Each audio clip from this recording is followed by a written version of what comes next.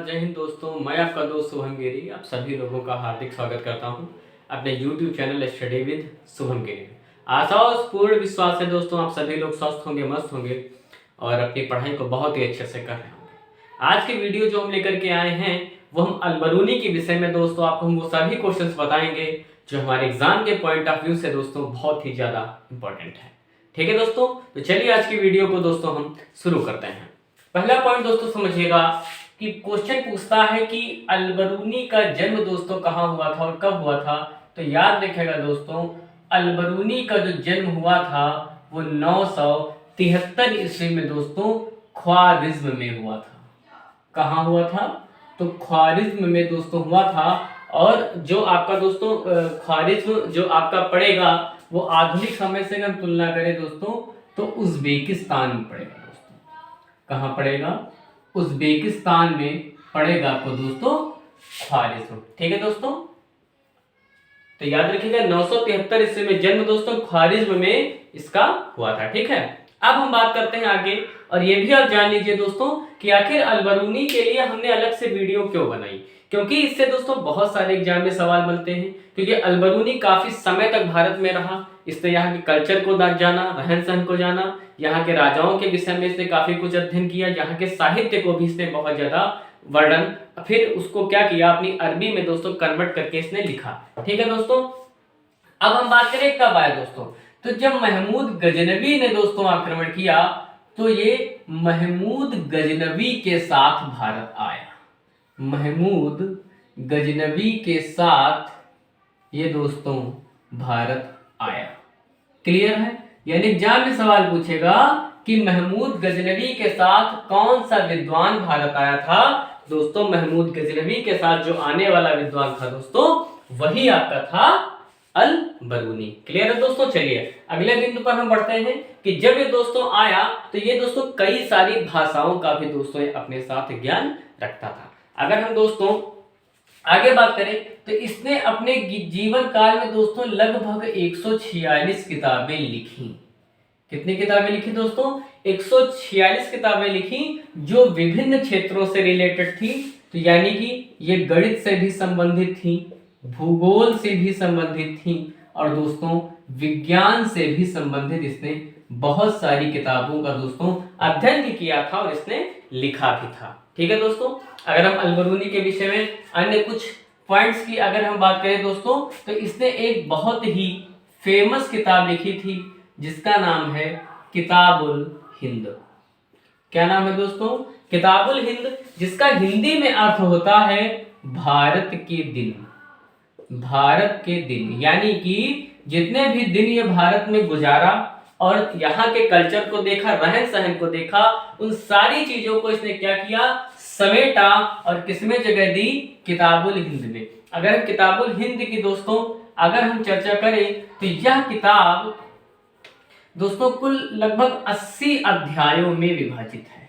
कितने अध्यायों में? काफी बड़ी किताब है।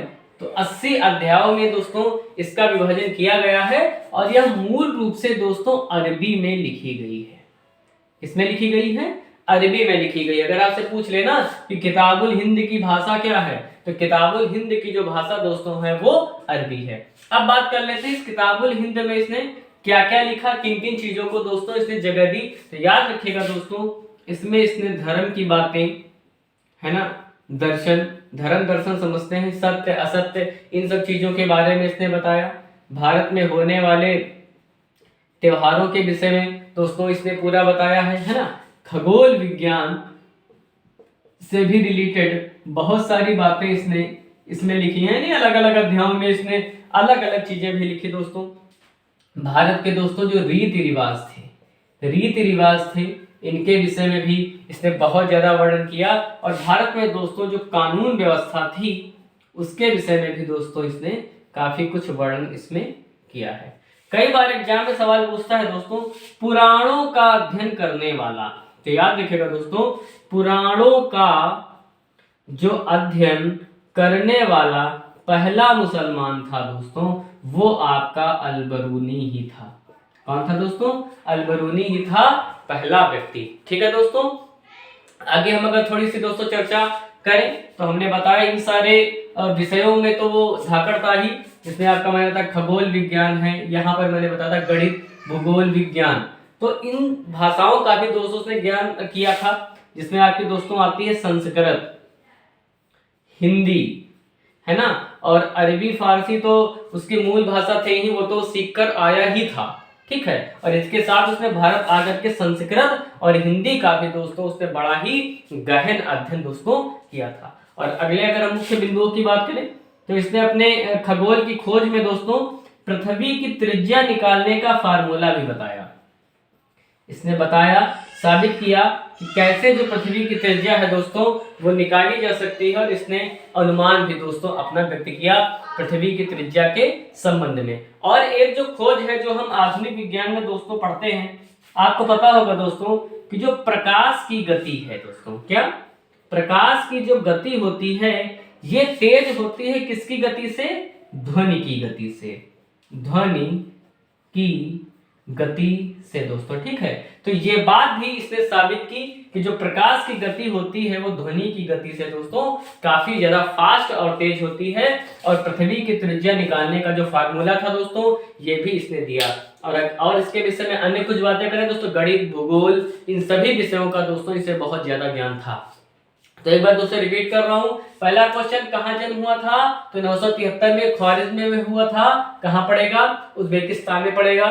महमूद गजनवी के साथ दोस्तों भारत आया था। इसने लगभग 146 किताबें लिखी, जिसमें सबसे प्रमुख किताब थी दोस्तों किताबुल हिंद, इसका अर्थ होता है भारत के दिल। ये टोटल दोस्तों 80 अध्यायों में विभाजित है और यह मूल रूप से अरबी भाषा में है। इस किताब में दोस्तों इसे धर्म, दर्शन, त्योहार, खगोल विज्ञान, रीति रिवाज, कानून व्यवस्था, इन सभी चीजों का वर्णन किया है। और दोस्तों पुराणों का अध्ययन करने वाला पहला मुसलमान अल-बरूनी था। और इसने दोस्तों संस्कृत और हिंदी भारत आकर के सीखी, उसका अध्ययन भी किया यहाँ के साहित्य का। पृथ्वी की त्रिज्या निकालने का दोस्तों इसने फार्मूला भी दिया। और प्रकाश की गति जो है दोस्तों ध्वनि की गति से तेज होती है, इस बात को भी दोस्तों इसने साबित किया था। तो आज की दोस्तों वीडियो आप सभी लोगों को कैसी लगी हमें कमेंट करके आप सभी लोग जरूर बताएंगे। मुझे पूर्ण आशा और विश्वास दोस्तों दोनों है, ठीक है। और आप लोग यूं ही सपोर्ट करते रहें, समर्थन करते रहें दोस्तों। और अच्छी लगी हो तो लाइक, शेयर, कमेंट, सब्सक्राइब करना बिल्कुल भी ना भूलें। कल फिर मिलेंगे दोस्तों नए टॉपिक में, नई वीडियो के साथ। तब तक मेरे साथ बोले दोस्तों जय हिंद, जय भारत।